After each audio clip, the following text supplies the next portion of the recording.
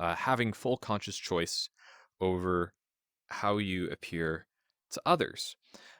So I say that any commentary on what your avatar looks like, or like that's a weird avatar, that's shocking. Um, it's that's a legitimate thing to say because the person chose to have a shocking avatar. Like let's say that has like bloody bandages on it and like cuts over the arm, so it looks like something out of a horror or video game. That was a conscious choice, and they might have, I mean, that might be reflective of them not considering how others feel. I like this because it looks cool, it looks all tough in some way, and not like considering that other people would be grossed out by that, or the other way around where they intentionally want to gross people out. And you see a lot of trollish ideas with that as well, of things that are uh, cursed avatars, or things that are disgusting for the sake of being disgusting, or there's this kind of valley of something is off just enough where it's kind of disgusting, but it's also so ugly that it's funny in a way, or it's just so unexpected that it is a shocking kind of humor, which very much is the digital equivalent of Weimar Germany and Dadaism, of just bizarre bullshit for the sake of being bizarre and for the sake of just shocking an audience with something. The allegory, connection, whatever, to Weimar Germany is absolutely there. And that's not a favorable comparison if you know your history. So, in addition to having full choice over how you appear to others, you also have complete control over whom you associate with. That's in the sense of you have a menu that you can pull up, and you can like just jump to another world at any point in time. You can always turn off the headset, turn off your computer at any point in time. There's nothing that is mechanically, in terms of like game mechanics and all. There's nothing that is holding you in a conversation with someone except maybe your own politeness. So again, that's not anything mechanical about the computer. That's something that's in your head. It is your choice whether or not you want to engage with a conversation, whether or not you want to continue a conversation with someone.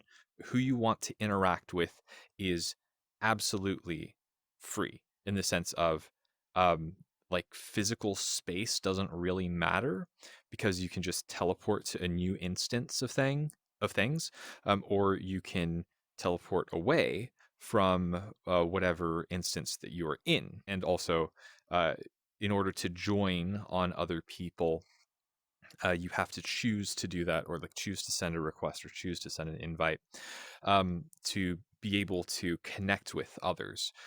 So yeah, there is an absolute participatory aspect to who do you choose to associate with, and you really have to ask yourself, why am I choosing to associate with these individuals as opposed to those individuals? I don't know how much people actually put into their thought about weighing costs and benefits. So I kind of want to explore this. I forget where the quote comes from, but sources doesn't matter because it was revealed to me in a dream.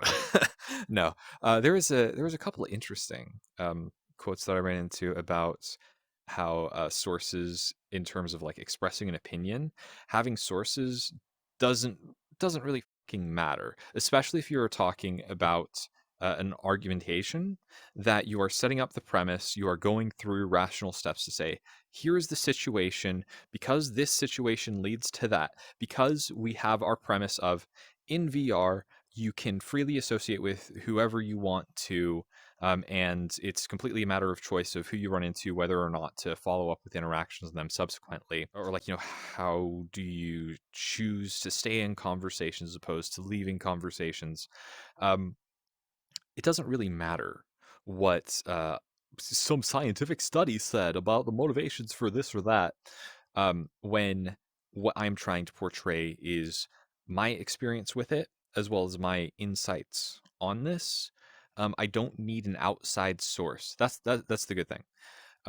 I don't need an outside source to validate my own personal opinion of a subjective conclusion that I am forming from taking a rational analysis of my own experiences. The other thing about sources is even if you have several studies that show there's a correlation between X and Y, oh, well, correlation isn't causation, or that's not a reputable source, or that source is old, so I don't believe it. People are going to pick and choose what like legitimacy they give to different sources, different anecdotes to justify their own presumptions. So if you are like talking with someone and trying to convince them of something, trying to like change their opinion, oh my gosh, far be it for me to try and change someone's opinion on whatever. Um, one is like, for first of all, just don't care about their opinions in the first place. Um, stupid boomer advice, but whatever. That is, there is a certain amount of freedom that's gained by ignorance, but also you should consider what are my opinions in order to uh, as like a first step in order to justify, does this make sense or not. A lot of people are not willing to do that, and a lot of people, when they're engaging in some kind of debate of opinions, they are not engaging in good faith such that they will not change their opinions no matter what reasoning you give, no matter what evidence you show, no matter what rationalizations absolutely make sense, because they are solidified in a certain emotional presumption, they are not going to move from it. If someone has gotten into a certain mindset by means other than reason, so let's say they got into a mindset by like emotional manipulation, they cannot be removed from that mindset with reason. They would have to be removed from that mindset with an equally strong emotional force. Emotions, time and time again, emotional motivations outweigh rational motivations for the vast majority of human beings, where uh, people that are like strictly rational are an absolute minority. Yeah. Um, Majority opinions are not based on rationality. They're based on emotionality. They're based on appeals to certain parts of human nature, certain things that we find inherently rewarding, or the majority culture rewards a certain perspective, like in story writing, let's say, because that's something I'm familiar with. Everyone likes a good underdog story where this guy is downtrodden and he has all of these difficulties that he has to overcome, and there's so many obstacles that are against him. I'm leaving things deliberately vague because political eggshells everywhere. Um, where people like to hear this story of someone overcoming un- insurmountable odds, which is unrealistic, but it is hopeful. And that's another point that I want to get at is people lie to themselves constantly. And we lie to each other constantly, mainly for the point of having hope when it is irrational to hope for something that would be nice but doesn't make any sense if you're looking at things in a reason based mindset, which is why, oh, you're being too serious. You're like raining on someone's parade by analyzing like actual rational motivations. Yeah, that's a bother there. So, another thing that people lie to themselves and lie to each other about constantly is regrets.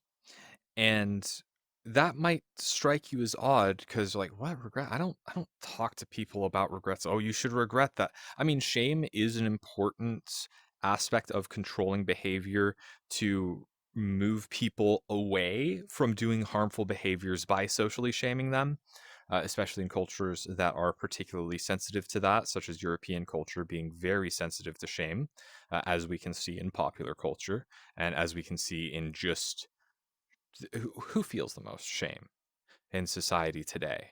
It's absolutely white people. White guilt is a real phenomenon. White people are very susceptible to shame, and there's a lot of historical and ecological reasons as to why that I'm not going to go into, but suffice it to say that high cooperation is something that was very highly needed in the European survival ecology, and that has led to these traits being largely selected for within such a genetic group. However, when it comes to regret, we lie to ourselves to say that we should not regret things that might have been mistakes in the past, instead of accepting that they were mistakes. And I think this is something of modernity that you, in the past, like colloquial wisdom and the like would recognize, okay, that was a bad thing. So you made the wrong decision to try and become a carpenter when you just didn't have the skill for it. You're going to do much better as a farmer. Um, you would recognize. I don't even know if that example makes any sense. That's super simplified.